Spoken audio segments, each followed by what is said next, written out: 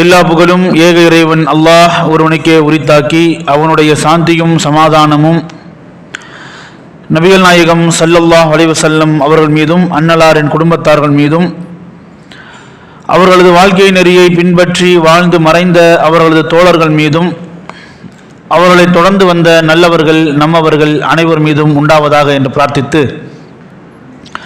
அல்லாஹ்வின் பெருமருளால் இன்றைய இரவு தொழுகையினை தொடர்ந்து அல்லாஹ்வின் மார்க்க செய்திகளை தெரிந்து கொள்வதற்காக நாம் எல்லாம் இங்கே அமர்ந்திருக்கிறோம். இந்த அருமையான தருணத்திலே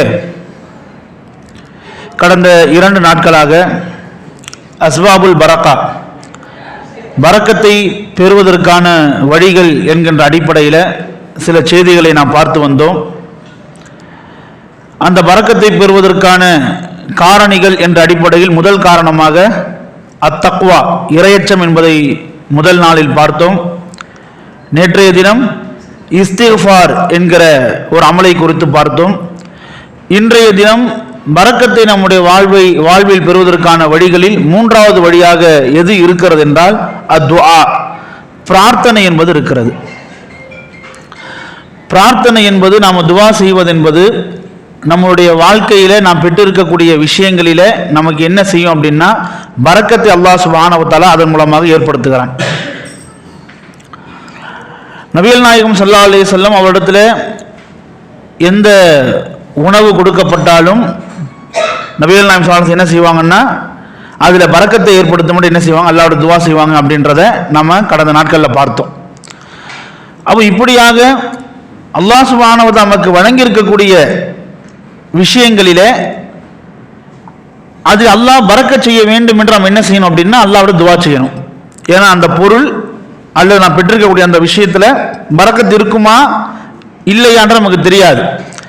பரக்கத்தோடு அந்த பொருள் அல்லாஹ் தந்திருக்கானா இல்லையான்னு நமக்கு தெரியாது. ஆனா பரக்கத்தோடு அந்த பொருள் இருந்தாதான் நமக்கு நிறைவானதாகவும் சந்தோஷமானதாகவும் இருக்கும். அதனால எந்த ஒரு பொருள் நமக்கு கிடைத்தாலும் நாம அல்லாஹ்விடத்தில் அதுல பரக்கத் செய்யும்படி நம்ம அல்லாஹ்வோட துவா செய்ய கடமைப்பட்டிருக்கிறோம். பொதுவாகவே குனூத்துடைய துவா நாம் அனைவருக்கும் தெரியும். அந்த குனூத்துடைய துவாவில் இடம்பெற்றிருக்கக்கூடிய வாசகங்கள், பெரும்பான்மையான வாசகங்கள் எப்படிப்பட்டதுன்னா மிக மிக முக்கியமான விஷயங்கள் உள்ளடங்கிய பிரார்த்தனைகள் தான் அந்த குனூத் என்கிற அந்த துவா. அந்த துவா எப்படி ஆரம்பிக்கும்? அல்லாஹ் ஹதினி ஃபீமன் ஹதைத் வ ஆஃபினி ஃபீமன் ஆஃபைத் வ தவல்லனி ஃபீமன் தவல்லைத் வ பாரிக்லி ஃபீமா ஆத்தைத். வ பாரிக்லி ஃபீமா ஆத்தைத் அப்படின்னா இறைவா நீ எனக்கு கொடுத்ததிலே பரக்கத் செய்வாயாக, நீ எனக்கு கொடுத்ததிலே பரக்கத் செய்வாயாக என்கிற இந்த செய்தியை, இந்த துவாவை நபிகள் நாயகம் ஸல்லல்லாஹு அலைஹி வஸல்லம் செஞ்சிருக்காங்க அப்படின்னா குனூத் துவாவிலே இடம்பெறுமாறு செஞ்சிருக்கிறாங்க, வைத்திருக்கிறாங்க. பொதுவாகவே நபிகள் நாயகம் ஸல்லல்லாஹு அலைஹி வஸல்லம் பரக்கத்திற்காகத்தான் பெரும்பான்மையாக மற்றவங்களுக்காக துவா செய்வாங்க, தங்களுக்காக துவா செய்வாங்க. பொதுவாக திருமணத்துக்கு போனால் அந்த திருமண மணமக்களுக்காக நாம் ஓதக்கூடிய துவா என்ன? பாரக்கல்லாஹு லக வ பாரக் அலைக வ ஜமா பைனகுமா ஃபீ கைர். அல்லாஹ் உனக்கு பரக்கத் செய்வானாக, மன விஷயத்திலும் உனக்கு பரக்கத் செய்வானாக, நல்ல விஷயங்கள் உங்களை ஒன்று சேர்ப்பானாக. அப்போ ஒரு புதிய ஒரு வாழ்க்கையை துவங்கக்கூடிய அந்த தம்பதிகளுக்கு, அந்த மணமக்களுக்கு நாம எதைத்தான் வேண்டும்படி நபிகள் நாயகம் சொல்லி கொடுத்திருக்கிறாங்க? பரக்கத்தை வேண்டும்படி தான் செஞ்சிருக்கிறாங்க, நமக்கு வலியுறுத்திருக்கிறாங்க. ஏன்னா ஒரு பரக்கத் என்பதுதான் ஒருவருடைய வாழ்க்கையில் நிறைவையும் திருப்தியையும் சந்தோஷத்தையும் தரக்கூடியது. வெறும் நம்ம வச்சிருக்கக்கூடிய பொருள் கிடையாது, நம்மளுடைய வசதி கிடையாது, நம்மளுடைய படிப்பு கிடையாது, நம்முடைய அழகு கிடையாது. நம்ம கிட்ட எது இருந்தாலும் அது பரக்கத்தோடு இருந்தால் அது நமக்கு நிறைவையும் சந்தோஷத்தையும் என்ன செய்து தரக்கூடியதாக இருக்கிறது. அதனால் அன்பு சகோதரர்களே, சகோதரிகளே, எந்த ஒரு பொருளை நாம பெற்றாலும் அதில் அல்லாஹ் நமக்கு பரக்கத் செய்யணும். நம்ம என்ன செய்யணும்? அல்லாஹ்விடத்துல துவா செய்யணும். ஆனா இன்னைக்கு நாம் பெற்றிருக்கக்கூடிய பொருட்களை பெற வேண்டும் என்று தான் நாம் ஆசைப்படுறோமே தவிர அது பரக்கத்தோடு நாம் பெற வேண்டும் என்று நம்ம செய்யறதில்ல, அந்த அளவுக்கு மெனக்கிடுறது இல்லை. இது கண்கூடாக நம்ம பார்க்கிறோம். எத்தனையோ பேர் என்ன செய்யறாங்க அப்படின்னா, இப்போ உதாரணமா திருமணம் முடிக்கிறாங்க, ஒரு 6 மாசம் பிரச்சனை இருக்காது, ஒரு 7 மாசம் 8 மாசம் 9 மாசம் ஆயிருச்சு அப்படின்னா கேள்விகள் வர ஆரம்பிச்சிடும்.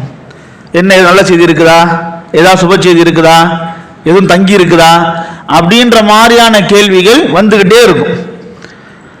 அப்போ அந்த நேரம் இந்த தம்பதிகள் என்ன செய்வாங்க அப்படின்னா, தங்களுக்காக இல்லாவிட்டாலும் இந்த குடும்பத்தின் வாயை அடைக்க, இந்த ஊரினுடைய வாயை அடைக்க ஒரு பிள்ளையை பெற்றாக வேண்டும் என்று என்ன செய்வாங்க அப்படின்னா ரொம்ப துடியா துடிப்பாங்க, ரொம்ப துடியா துடிப்பாங்க. அப்ப இறைவா பிள்ளையத்தா பிள்ளையத்தா பிள்ளையத்தான்னு என்ன செய்வாங்க அப்படின்னா அல்லாஹ் அடுத்து துவா செய்வாங்க. அதற்காக ஆஸ்பத்திரியாக ஏறி இறங்குவாங்க. அதற்காக என்னெல்லாம் மருத்துவம் பார்க்கணுமோ மருத்துவம் பார்ப்பாங்க, என்னெல்லாம் செலவு பண்ணணுமோ எல்லாம் செலவும் பண்ணுவாங்க. இயல்பா பிறக்க வேண்டிய ஒரு பிள்ளைய என்ன செய்யறது அப்படின்னா ரொம்ப தங்களை தாங்களே சிரமப்படுத்திக்கிட்டு கஷ்டப்படுத்திக்கிட்டு செலவழிச்சுக்கிட்டு ஹாஸ்பிட்டலா அலைஞ்சிக்கிட்டு அவங்க பேருக்கு என்ன செய்யறது, சத்து மாத்திரை கொடுத்து அனுப்புறது. ஹாஸ்பிட்டலில் போயிட்டு அவங்க என்ன செய்வாங்க, பேருக்கு சத்து மாத்திரை கொடுத்து அனுப்புறது. அப்போ இவங்களுக்கு எப்போ பிறக்கணும்னு இருக்குதோ அப்போ அல்லாஹ்வுடைய நாட்டப்படி விதிப்படி என்ன செய்யுது, அவங்களுக்கு ஒரு புள்ள பிறக்குது. ஆனால் இந்த புள்ளையை பிறக்கிறதுக்கு பெற்றெடுப்பதற்கு முன்பாக என்ன செஞ்சிருதுன்னா அவ்வளவு வானத்துக்கும் பூமிக்கும் குதிக்கிற மாதிரி என்ன செஞ்சிருது அப்படின்னா ஒரு பெரிய அல்லோலப்பட்டு தான் என்ன செய்யறாங்க, அந்த பிள்ளையே பெற்றெடுக்கிறாங்க. ஒரு பிள்ளையை பெற்றுட்டாங்களா அதுக்கப்புறம் பிள்ளைகளை பெற்றெடுக்கக்கூடிய விஷயம் அந்த மாதிரி எந்த மெனக்கெடுதுன்னு செய்யாது, நம்மளால பார்க்க முடியாது. எதுக்கு நான் அதை சொல்றேன் அப்படின்னா, இவ்வளவு ஆசைப்பட்டு எதிர்பார்த்து செலவு செஞ்சு சிரமப்பட்டு மெனக்கெட்டு பெத்தெடுத்த பிள்ளைங்களை ஒரு கட்டத்தில் என்ன செய்ய எந்த அளவுக்கு வார்த்தை வருது அப்படின்னா, இதுங்க பண்றதை பார்த்தா இப்படி பிள்ளைய பெறாம இருந்திருக்கலாம் போல இருக்குது.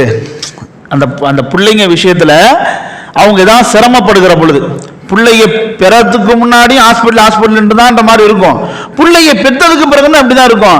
ஹாஸ்பிட்டல் தூக்கி அலைஞ்சுக்கிட்டே தான் இருக்கிற மாதிரி இருக்கும். அவங்க வீட்டில் இருக்கிறத விட ஹாஸ்பிட்டல் அதிகமாக இருக்கிற மாதிரி இருக்கும். பொதுவாக இன்னைக்கு காலத்தில் இருக்குதா இல்லையா, இன்னைக்கு நம்முடைய காலத்தில் இதை பார்க்க முடியுதா இல்லையா? ஒரு மெடிக்கல் ஷாப்பில் எவ்வளோ மருந்து மாத்திரை இருக்குமோ இன்னைக்கு எந்தெந்த வீட்டில் குழந்தைங்க இருக்குதோ அந்த வீட்டில் அவ்வளோ மருந்து சாமான் இருக்கும். ஒரு மெடிக்கல் ஷாப்பில் இருக்க அளவுக்கு ஒரு டானிக்கு மாத்திரை மருந்து எல்லாம் ஒரு பை ஃபுல்லாக என்ன செஞ்சிருப்பாங்க, நிறச்சி வச்சிருக்கக்கூடியதான் நம்மளால பார்க்க முடிகிறது.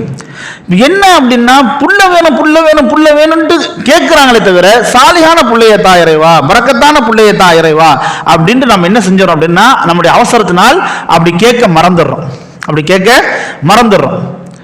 உதாரணத்திற்கு யஹ்யா அலைஹிஸ்ஸலாமுடைய தந்தை யாரு, ஜக்கரியா அலைஹிஸ்ஸலாம். ஜக்கரியா அலைஹிஸ்ஸலாமுக்கு நீண்ட நெடிய காலம் புள்ள இல்லை, அப்படிதானே? நீண்ட நெடிய காலம் புள்ள இல்லை. ஒரு கட்டத்தில் அவங்க வெவ்வேறு விஷயங்களை மெனக்கிடக்கூடிய காரணத்தினால இந்த புள்ளை பாக்கியத்தை அல்லாஹ்விடத்துல அவங்க முன்னிறுத்துறதுல கொஞ்சம் தொய்வாயிட்டாங்க. வேற விஷயம் அவங்க பிஸி ஆயிட்டாங்க. பிள்ளைய அவங்க அல்லாஹ்விடத்துல பிரார்த்தித்து ஒரு கட்டத்தை நிராசை அடையல, வேற விஷயத்துல கவனம் செலுத்துறதுனால இதுல அவங்க கவனம் செலுத்தாம இருந்துட்டாங்க பிள்ளைய கேட்கறதுல. சரிங்களா? இதுக்கு மேலே நம்ம எப்படி போய் பிள்ளைய பெற்றுக்கிட்டு நமக்கும் வயசாயிடுச்சு, பொண்டாட்டியும் என்ன ஆயிட்டா மலடின்ற மாதிரி ஒரு சூழ்நிலைக்கு வந்துட்டா, இதுக்கப்புறம் நமக்கு என்ன புள்ள அப்படின்ற மாதிரி அவங்க என்ன செய்ய வெவ்வேறு விஷயத்தை கவனம் செலுத்த ஆரம்பிச்சிட்டாங்க. சரிங்களா? அந்த மனமாற்றத்துக்கு காரணம் என்ன? மரியம் அலைஹிஸ்ஸலாம் அவங்கள போய் என்ன செய்யறாங்க அப்படின்னா சந்திக்க போறாங்க. அப்போ மரியம் அலைஹிஸ்ஸலாம் என்ன இருக்குது, சில கனி வர்க்கங்கள் சில பழங்கள்லாம் இருக்குது. அந்த பழங்கள்ல சில பழங்கள் எப்படிப்பட்டதுன்னா அந்த சீசன்ல விளையாத பழம், அந்த சீசன்ல வராத பழங்கள். அது ஜக்கரியா அலைஹிஸ்ஸலாம் பெரிய ஆச்சரியமா இருக்குது. சரிங்களா? இன்னைக்கு நம்மளுடைய காலத்துல அந்த என்னென்னவோ வேதியியல் பொருட்கள் சேர்த்து கெமிக்கலை சேர்த்து கனிவர்க்கங்களை உருவாக்கக்கூடிய ஒரு சூழல் இருக்குது. சரிங்களா? கொஞ்ச காலத்துக்கு முன்னாடி இப்ப நாலாம் சின்ன பிள்ளையா இருக்கக்கூடிய காலத்துல எல்லாம் மாம்பழ சீசன்ல மாத்திரம் மாம்பழம் பார்க்க முடியும். ஆனா இன்னைக்கு வருஷம் ஃபுல்லா ஜூஸ் கடைக்கு போனா மாம்பழ ஜூஸ் நம்மளால குடிக்க முடியும். சரிங்களா? வெவ்வேறு விதமான மாற்று ஏற்பாடுகளை என்ன செஞ்சுட்டாங்க அப்படின்னா சயின்ஸை, அதாவது இன்னும் சொன்னா கெமிக்கலை விவசாயத்தில் புகுத்துட்டாங்க, அது வேற விஷயம். ஆனா இந்த சயின்ஸ் இந்த விவசாயத்துல இப்படியான மாற்றங்கள்லாம் கொண்டு வரதுக்கு முன்னாடி அந்தந்த பழங்கள் அந்தந்த சீசன்ல சாப்பிட முடியும், அந்த சீசன்ல தான் சாப்பிட முடியும். அது சீசன் முடிய போகுது அப்படின்னா என்ன ஆகும் அப்படின்னா நிறைய காசு குறையும். இன்னும் சீசன் முடிஞ்சதோட சாப்பிட்டுருவோம். கரும்பு சீசனா கரும்பு சீசன் தான், அது வேற சீசன்ல சாப்பிட முடியாது அப்படின்ற மாதிரி என்ன செஞ்சு நம்ம சாப்பிட்டு இருந்தோம். எதுக்கு நான் சொல்றேன்னா ஒரு சீசன்ல கிடைக்கக்கூடிய பழங்கள் வேற சீசன்ல கிடைக்காது. ஆனா ஜக்கரியா அலைஹிஸ்ஸலாம் பாக்குறாங்க அந்த சீசன்ல கிடைக்காத கனி வர்க்கங்கள்லாம் இருக்குது. அப்போ ஆச்சரியப்பட்டு கேட்கிறாங்க, அண்ணா லக்கி மரியமே இது உனக்கு எப்படி கிடைச்சது, இதெல்லாம் இந்த கனி வர்க்கங்கள் இந்த பழங்கள் உனக்கு எப்படி கிடைச்சது? மரியம் அலைஹிஸ்ஸலாம் சொன்னது என்னது? ஹாதா மின் இண்டில்லாஹ், இது எனக்கு எங்க இருந்து கிடைச்சிச்சு? அல்லாஹ்விடம் இருந்து கிடைச்சிச்சு, அல்லாஹ்விடம் இருந்து கிடைத்தது. அப்போதான் ஜக்கரியா அலைஹிஸ்ஸலாம் என்ன செய்து ஒரு பொறி தட்டுது. ஜக்கரியா அலைஹிஸ்ஸலாமுக்கு ஒரு பொறி தட்டுது. அதாவது சீசனே இல்லாத அந்த ஒரு சீசனிலையும் அந்த கனியை அந்த பழத்தை அல்லாஹ்வினால் கொடுக்க முடியும் அப்படின்னா நாம நினைக்கிற மாதிரி நம்ம புள்ள பெறக்கூடிய சீசன் ஒன்று இருக்குது இல்ல, எதார்த்தம் ஒன்று இருக்குல்ல. இதுக்கு இந்த வயசுக்கு மேல எப்படிங்க புள்ள பெற முடியும்? அப்ப புள்ள பெறத்துக்குன்றது ஒரு ஆயுட்காலம் இருக்குது, புள்ள பெறத்துக்கு அப்படின்றதுக்கு ஒரு வயசு இருக்குது. அப்போ நாம நினைக்கிற மாதிரி இல்ல, இந்த வயசுக்குள்ளதான் புள்ள பெற முடியும் கிடையாது. அல்லாஹ் நாடுனா எந்த வயசுலயும் புள்ள கொடுப்பான், அல்லாஹ் நாடுனா எந்த வயசுலயும் புள்ள கொடுப்பான் அப்படின்ற பொறி என்ன ஆயிருச்சு, ஜக்கரியா அலைஹிஸ்ஸலாமுக்கு உணர்ந்து விட்டது. உடனே என்ன பண்ணிட்டார், ரீஸ்டார்ட் பண்ணார் மாதிரி எந்த துவாக்கள் அல்லாஹ்விடத்தில் முன்னிறுத்தினார்களோ அந்த துவாக்களை அந்த வயசான காலத்திலையும் சரிங்களா அல்லாஹ்விட துவா செய்றாரு. எப்படி துவா செய்றாரு, துர்ரியதன் தையிபதான் துவா செய்றாரு. அந்த காலம் கடந்த நேரத்தில் கூட புள்ளைய கொடுத்துறியாருவா புள்ள தந்துரு அப்படின்ட்டு வெறுமனே இப்படி துவா செய்யும். இப்படி தான் துவா செய்றாங்க. நல்ல புள்ளையாத்தா, சாலியான புள்ளையாத்தா, குணமுள்ள புள்ளையாத்தா, உன் அருள் உள்ள புள்ளையாத்தா, அப்படிதான் என்ன செய்யறாங்க அப்படின்னா ஜக்கரியா அலைஹிஸ்ஸலாம் துவா செய்யறாங்க. அப்ப அன்பு சகோதரர்களே சகோதரிகளே, பொருள் தேடுவது பெரிய விஷயம் இல்லை, பொருளை அடைவது பெரிய விஷயம் இல்லை. அந்த பொருள் சாபத்துக்குரிய ஒரு பொருளாக வந்தா அந்த பொருளை பெற்று நமக்கு என்ன பிரயோஜனம்? ஒரு பொருள் சாபத்துக்குரிய ஒரு பொருளா நம்ம கிட்ட வந்து சேர்ந்துச்சுன்னா அந்த பொருளை பெற்று என்ன பிரயோஜனம் இருக்குது? அதனால பொருள் முக்கியம் கிடையாது. அந்த பொருள் அல்லாஹ்வுடைய அருள் பெற்ற பொருளாக இருக்கிறதா, அல்லாஹ்வுடைய பரக்கத்துக்குரிய ஒரு பொருளா இருக்குதா, அப்படிதான் நம்ம யோசிக்கணும். எத்தனையோ விஷயங்கள் நம்ம பார்க்கலாம். ஒவ்வொருத்தரும் ஒவ்வொரு பொருளை நீண்ட நெடிய காலம் என்ன செய்வாங்கன்னா மெனக்கெட்டு காத்திருந்து ஆசைப்பட்டு அந்த பொருளை என்ன செய்வாங்க, பெறுவாங்க. ஆனா அந்த பொருளை பெற்றதற்கு பிறகு அந்த பொருள் அவங்களுக்கு என்ன ஆகாது அப்படின்னா ஒரு திருப்தி ஏற்படாது, ஒரு சந்தோஷம் அவங்களுக்கு ஏற்படாது. ஏன்னா பல பல விஷயங்கள் நம்ம பார்க்கலாம். பல பேருடைய வாழ்க்கை என்ன செய்ய முடியும், நம்மளால பார்க்க முடியும். பல பேர் அந்த பெற்ற பொருள் அவங்களுக்கு அருளாக இருக்கிறதா சாபமாக இருக்குதான்னு பார்த்தா பல பேருடைய வாழ்க்கையில நேர் எதிர்மாற்றமாக தான் இருக்குது, நேர் எதிர்மாற்றமாகத்தான் இருக்குது. ஒரு வண்டியை வாங்கினாரு அப்படின்னா வாங்கின காசை விட அது செலவு பண்ற காசு அதிகமா இருக்கும். யதார்த்தமா இருக்குதா இல்லையா? ஒருத்தர் வண்டியை வாங்குவாரு, செகண்ட் ஹேண்ட்ஸ்ல புதுசாவோ ஒரு வண்டியை அவரே சொல்லுவாரு, ஏங்க இதுக்கு வாங்கின காசை விட இது அதிகமா நான் என்ன பண்ணிட்டேன், செலவு பண்ணிட்டேன் அப்படின்னு என்ன பண்ணுவாரு, அவர் சொல்றது நம்மளால பார்க்க முடியும். அதே மாதிரிதான் ஒருத்தர் வந்து ஆசைப்பட்டு ஒரு வீட்டை கட்டுவாரு. வீட்டை கட்டி முடிச்சதுக்கு பிறகு சின்ன சின்ன ஏதாவது வேலை வச்சுக்கிட்டே இருக்கும். அவருக்கு சின்ன சின்னதா ஏதாவது வேலை வச்சுக்கிட்டே இருக்கும். தண்ணி லீக் ஆகும் சரிங்களா, அல்லது போட்டிருக்க டைல்ஸோ அல்லது கல்லோ பேர்ந்து வந்துடும். சின்ன சின்ன வேலையா செஞ்சு செஞ்சு செஞ்சு அந்த வீட்டை அவர் கட்டணும் அப்படின்றது ஒரு ஆயுள் கனவா இருந்திருக்கும், அவருடைய பெரிய ஒரு ஆசையா இருந்திருக்கும். ஆனா அந்த வீட்டை கட்டியதற்கு பிறகு இந்த வீட்டுக்கு வந்து திரும்ப திரும்ப அது செலவு வச்சு திரும்ப திரும்ப அது செலவு பண்ணி அவருக்கு மனச்சோர்வு ஏற்பட்டு வாடகை வீட்டிலே இருந்திருக்கலாம் போல இருக்கு, பேசாம வாடகை வீட்டிலே இருந்திருக்கலாம் போல இருக்குது அப்படின்னு அவர் எண்ணக்கூடிய அளவுக்குலாம் என்ன ஆகும், சூழ்நிலை அப்படியே மாறி போகும். அப்ப என்னன்னா இங்க பொருள் பெறுவது முக்கியம் இல்லை, அந்த பொருள் நமக்கு வரும் பொழுது வரக்கத்திற்குரிய ஒரு பொருளாக வருதா, அல்லாஹ்வுடைய அபிவிருத்தி நிறைந்த ஒரு பொருளாக இருக்கிறதா. உதாரணம் ஒரு சம்பவத்தை நம்ம சொல்ல வேண்டும் என்றால் புவாத் அப்படின்ற ஒரு போர். அந்த போருக்காக நபி ஸல்லல்லாஹு அலைஹி வஸல்லம் அவர்களும் சஹாபாக்களும் என்ன செய்யறாங்க அப்படின்னா தயாராகி போயிட்டு இருக்கிறாங்க. அப்படி தயாராகி போய் கொண்டிருக்கக்கூடிய சமயத்தில் ஒரு அன்சாரி தோழருடைய ஒட்டகம் என்ன செய்யுது அப்படின்னா முரண்டு பிடிக்குது. அன்சாரி தோழருடைய ஒட்டகம் முரண்டு பிடிக்குது. இந்த சம்பவம் சொல்லியிருக்கேனா, அன்சாரி தோழருடைய ஒட்டகம் வந்து முரண்டு பிடிக்குது. முரண்டு பிடிக்குதா என்ன, அவர் ஒரு திசையை காட்டினா இது வேற திசையில போகுது, அவர் ஒரு திசையை காண்பித்தால் இது வேற திசையில போகுது, உட்கார சொன்னா உட்கார மாட்டேங்குது. ஒட்டகத்துக்கு அதில் பயணிக்கக்கூடியவர் கொடுக்கக்கூடிய அதிகபட்சமான 2 இன்ஸ்ட்ரக்ஷன் இதுதான். என்ன இன்ஸ்ட்ரக்ஷன், அந்த இதை பிடிச்சிக்கிட்டு எந்த திசையை அவர் காட்டாரோ திசையில போகணும், எங்க உட்கார சொல்றோ உட்காரணும். இது ரெண்டுமே அது செய்யல, இது ரெண்டுமே அது செய்யல. அது என்னன்னா ஒரு மாதிரி முரண்டு பிடிச்சிக்கிட்டு இருக்குது. அப்போ ஒரு கட்டத்தில் அவர் என்ன பண்ணிடுறாருன்னா லானக்கல்லாஹ் அப்படின்னுறாரு. லானக்கல்லாஹ், அல்லாஹ் உன்னை வந்து நாசமாக்கட்டும். நம்முடைய புலத்தை பேசுறோமா இல்லையா, நீ நாசமா போயிருவ அப்படின்ற மாதிரி சொல்றோமா இல்லையா, நீ நாசமா போயிருவ அப்படின்னு சொல்றோமா இல்லையா. இது யாரோ எவருக்கும் சொல்றது கிடையாது. பெற்றோர்கள் தங்களுடைய பிள்ளைகளுக்கு சில நேரங்களில் கோவப்பட்டு சொல்லக்கூடிய வார்த்தையாகவும் இருக்குது. இன்னும் சொல்ல போனா தாய் தன் பிள்ளையை சொல்லக்கூடிய வார்த்தையாகவும் இருக்குது. ஏன்னா அந்த கோபத்தில் அந்த விரக்தியில என்ன செஞ்சிருவாங்க அப்படின்னா நீ நாசமா போயிருவ, நீ எங்கேயா ஒளிஞ்சு போயிட வேண்டியது தானே அப்படின்ற மாதிரி என்ன செஞ்சிருவாங்க அப்படின்னா சபிச்சிருவாங்க. அப்போ இந்த அன்சாரி தோழர் என்ன செய்யறாரு, தன்னுடைய ஒட்டகத்தை வந்து சபிச்சிடுறாரு. லானக்கல்லாஹ், அல்லாஹ் உன்னை வந்து நாசமாக்கட்டும், கட்டுப்பட மாட்டேங்கிறியே, சொல் பேச்சு கேட்கலையே அப்படின்ற மாதிரி விரக்தியில் என்ன பண்ணிடுறாரு, பேசிடுறாரு. அப்போ நபிகள் நாயகம் ஸல்லல்லாஹு அலைஹி வஸல்லம் மணி லாயின் அப்படின்றாங்க. சபிச்சவர் யார், சபித்தவர் யார் அப்படின்றாங்க. அப்போ அன்சாரி தோழர் சொல்கிறார், ஆனா யார் ரசூலல்லாஹ், அல்லாஹ்வின் தூதரே நான் தான். அவர் ரசூலுல்லாஹ் சொல்றாங்க, இன்சில் அன்பு, அதை விட்டு இறங்கிருங்க, எங்களோடு நீங்க வரதா இருந்தா இந்த ஒட்டகத்தை விட்டு என்ன செஞ்சிருங்க, இறங்கிருங்க. ஃபலா தஸ்ஹப்னா பி மல்ஊன், சபிக்கப்பட்ட இந்த ஒட்டகத்தோடு எங்களோடு வர வேண்டாம், சபிக்கப்பட்ட இந்த ஒட்டகத்தோடு எங்களோடு வர வேண்டாம் என்ன பண்றாங்க நபிகள் நாயகம் ஸல்லல்லாஹு அலைஹி சொல்லி காண்பிக்கிறாங்க. அப்போ ஒரு பொருள்ல வந்து சாபம் வந்து ஏற்பட்டிருக்குதா அப்படின்றது நம்மளால தெரியாது. நபிகள் நாயகம் ஸல்லல்லாஹு அலைஹி வஸல்லம் அவர்களுக்கு சுட்டி காட்டப்பட்டு அவங்களை அறிவுறுத்தப்பட்டு அவங்களுக்கு என்ன செஞ்சிருக்கு, தெரிஞ்சிருக்குது. இது வந்து சாபம் ஏற்பட்டதாக இருக்குது. சாபம் ஏற்பட்டதாக ஒன்று ஆயிருச்சு அப்படின்னா அதனால நமக்கு என்ன வராது, சந்தோஷம் வராது, நிம்மதி வராது, தலைவலி தான் இருக்கும். அதனால நமக்கு எரிச்சல் தான் இருக்கும், அதனால நமக்கு பிரச்சனை தான் இருக்கும். அப்புறம் ரசூலுல்லாஹ் சொல்றாங்க, இந்த சபிக்கப்பட்ட ஒட்டகத்தை கொண்டு வந்துடாதீங்க, கொண்டு வந்து இதோட உங்களோட சேர்ந்து நாங்களும் சேர்ந்து கஷ்டப்பட்டு இருக்க முடியாது, அப்படிதானே?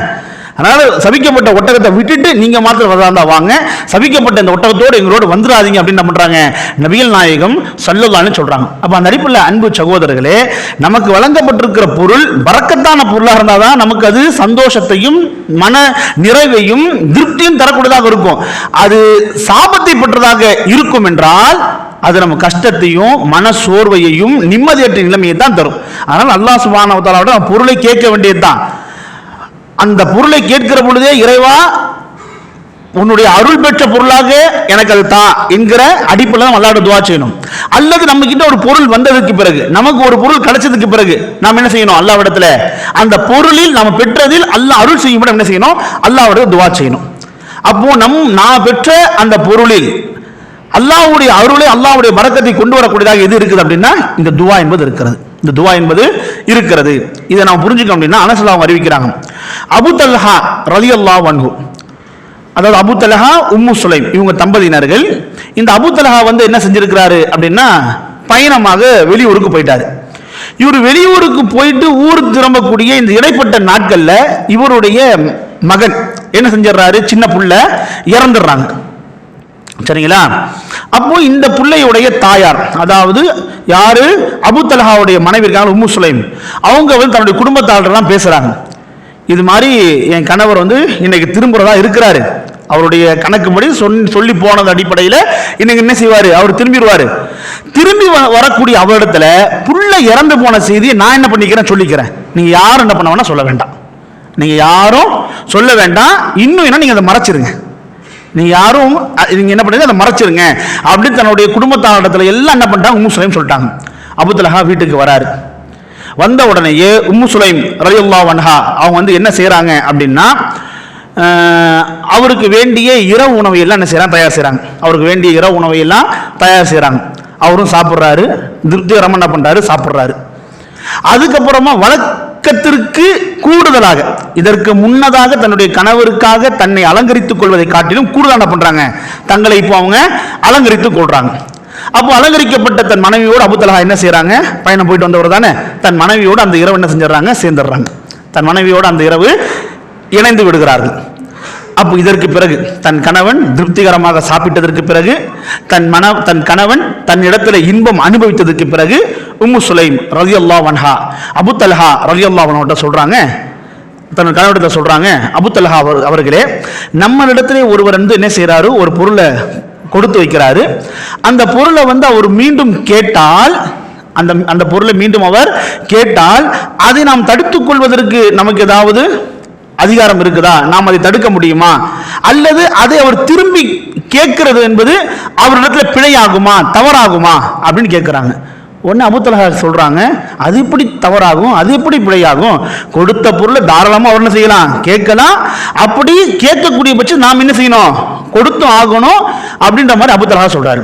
அப்போ வந்து உம்மு சுலைம் ரலியல்லாஹு அன்ஹா சொல்றாங்க, ஃபஹ்தஸிப் இப்னக, நீங்க எதை இப்போ சொன்னீங்களோ இதை உங்களுடைய பிள்ளை விஷயத்தில் நீங்க என்ன செஞ்சுக்கிறீங்க அப்படின்னா நீங்கள் இதை ஏற்றுக்கொள்ளுங்கள். புரிஞ்சிருச்சு அவருக்கு.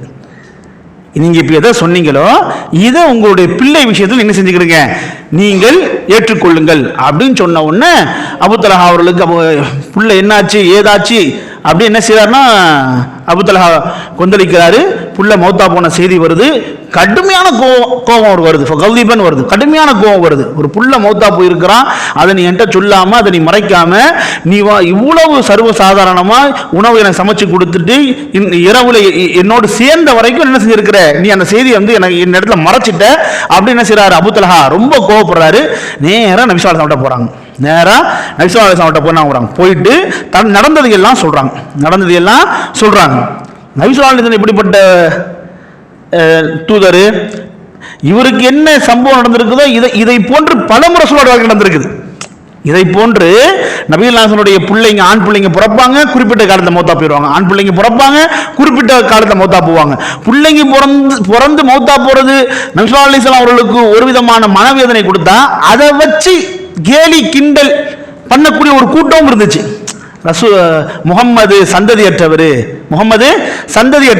வாரிசு இல்லாதவர், அவர் எந்த புள்ளையும் நிக்காது அப்படின்ற மாதிரி ரசூலுல்லாவை கொச்சப்படுத்தி கேவலப்படுத்தி பேசக்கூடிய ஒரு கூட்டம் இருந்துச்சு. இதையும் ரசூலுல்லாஹ் தாங்கினவர், அதையும் ரசூலுல்லாஹ் தாங்கினவர், இதையும் ரசூலுல்லாஹ் தாங்கினாங்க, அதையும் ரசூலுல்லாஹ் தாங்கினாங்க. அப்படிப்பட்ட நபி ஸல்லல்லாஹு அலைஹி அவரிடத்துல வந்து அபூ தல்ஹா நடந்த சம்பவத்தெல்லாம் சொல்றாங்க. அவர் நபி ஸல்லல்லாஹு அலைஹி சொல்றாங்க, பாரக்கல்லாஹு லக்குமா ஃபி காபிர் லைலத்திக்குமா, நேற்றைய இரவிலே நீங்கள் கூடியதிலே அல்லாஹ் உங்களுக்கு நேற்றைய இரவு நீங்க கூடியதிலே அல்லாஹ் உங்களுக்கு பரக்கத் செய்வானாக அப்படின்னு நபி ஸல்லல்லாஹு அலைஹி சொல்றாங்க. நபி ஸல்லல்லாஹு அலைஹி சொன்னது கேட்டா போலவே உம்மு சுலைம் என்ன செய்றாங்க, கருவுற்றாங்க. உம்மு சுலைம் கருவுற்றாங்க.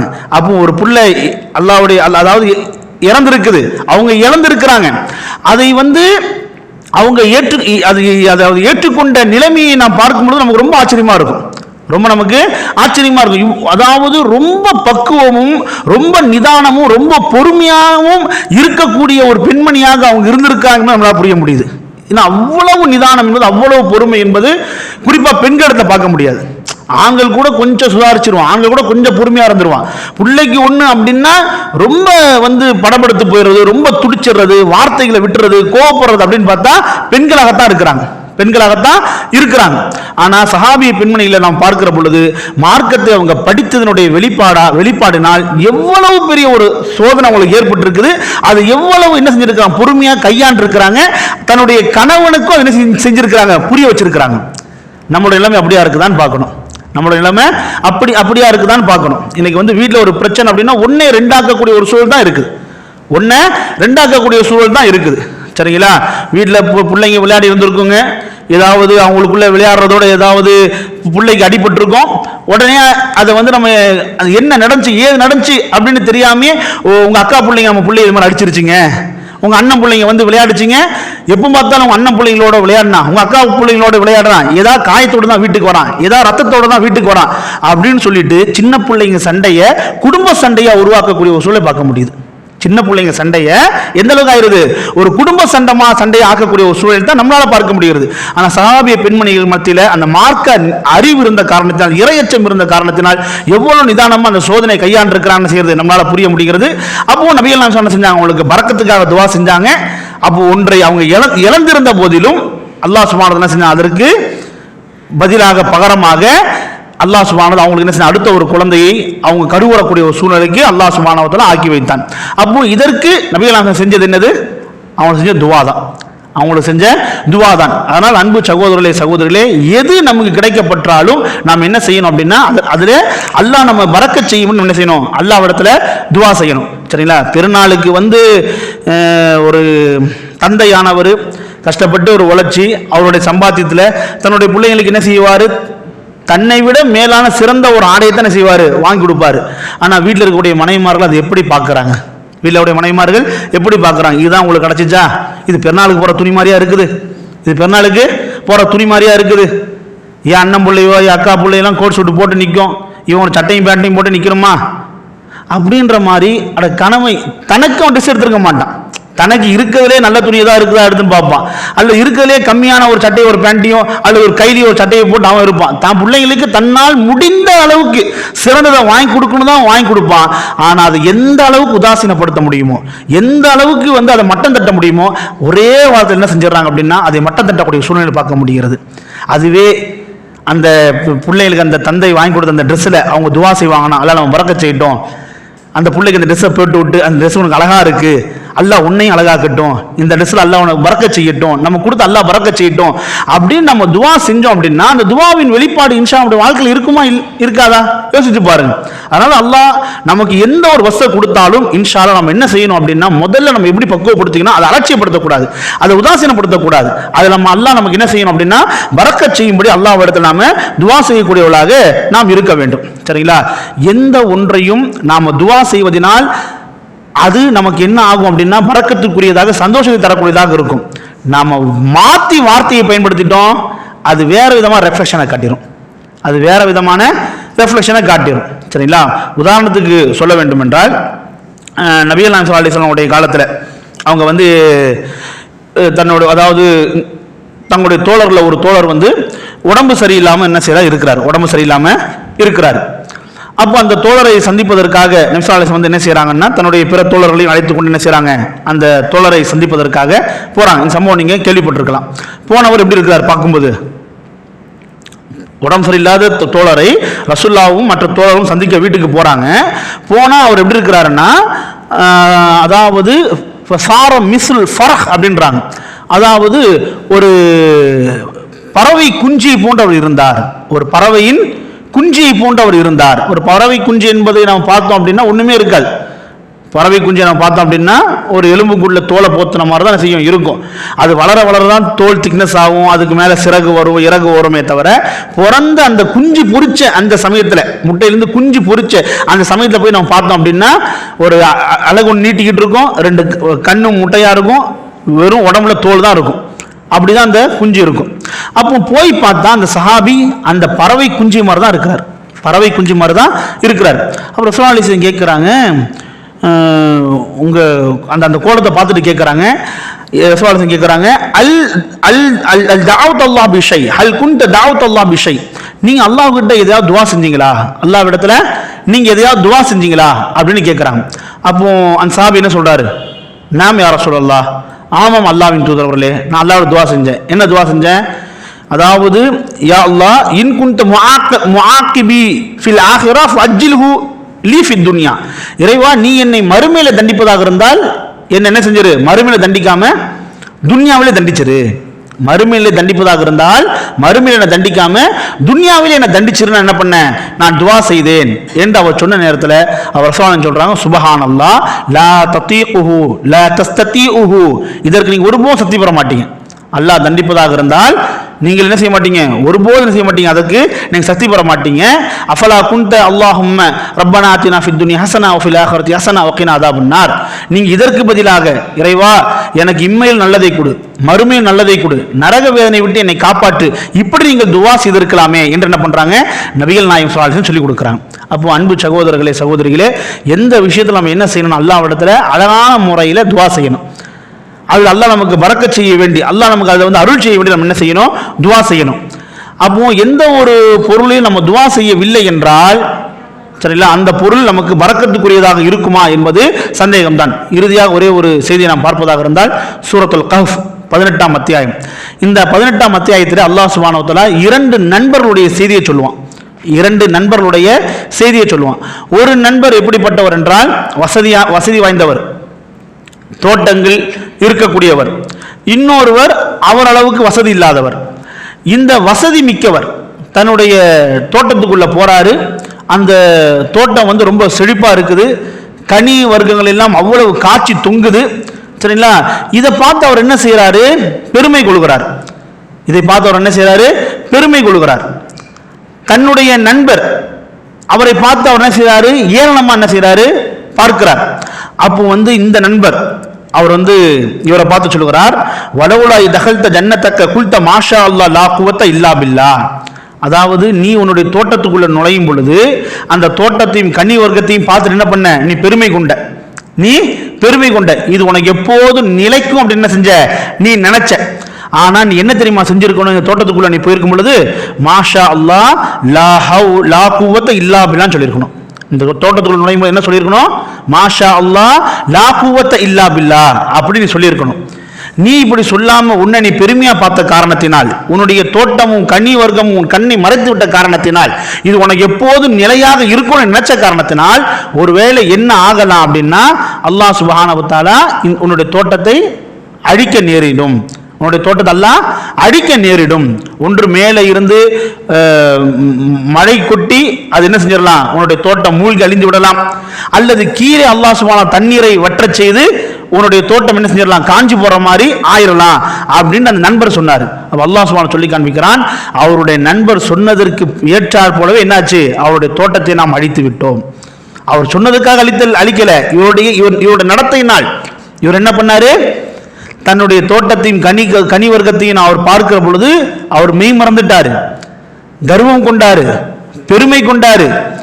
அவருடைய அந்த தோட்டமுடைய கண்ணை மறைச்சிருச்சு.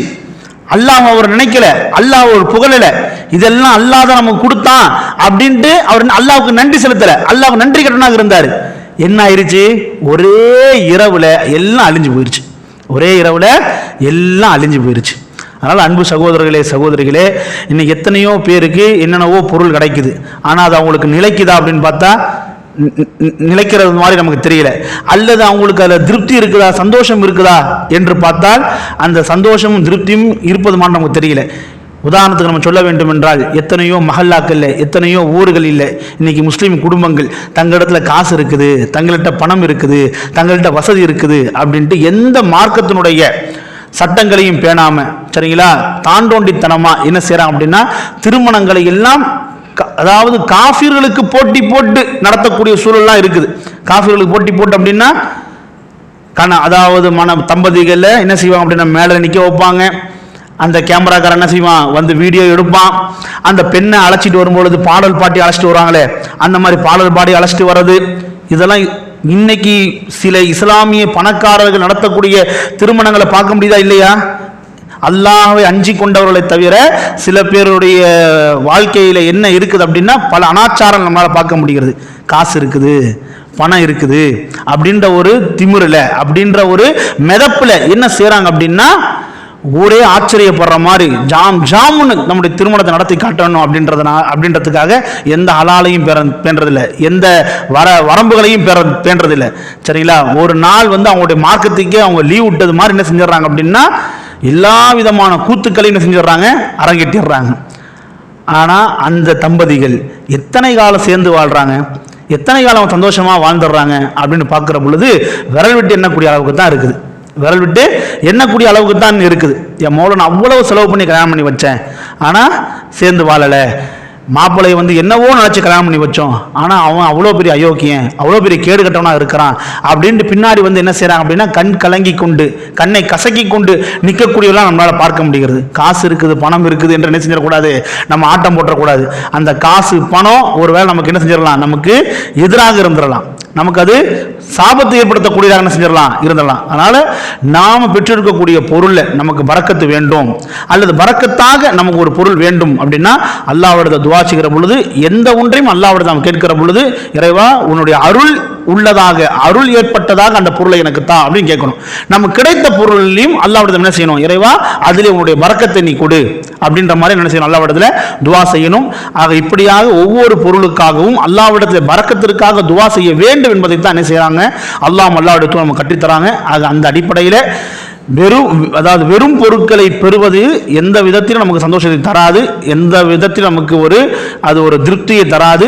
அது பரக்கத்துடையதாக இருந்தால்தான் நமக்கு சந்தோஷம், திருப்தி என்பதெல்லாம். ஆக அப்படிப்பட்ட பரக்கத்தை அல்லாஹ் சுப்ஹானஹு வ தஆலா நாம் பெற்றிருக்கக்கூடிய பொருள்களிலும் நாம் பெறக்கூடிய பொருள்களிலும் அல்லாஹ் சுப்ஹானஹு வ தஆலா தந்து அருள் புரிய வேண்டும். அப்படிப்பட்ட பாக்கியம் பெற்ற மக்களாக அல்லாஹ் சுப்ஹானஹு வ தஆலா அனைவரையும் ஆக்கி அருள் புரிவானாக என்று பிரார்த்தித்து முடித்துக் கொள்கிறேன். அக்கூலு கௌலி ஹாதா வஸ்தக்ஃபிரு லக்கும் இன்னஹு தவ்வாபுர் ரஹீம். வ ஆகிரு தஅவானா அல்ஹம்துலில்லாஹி ரப்பில் ஆலமீன்.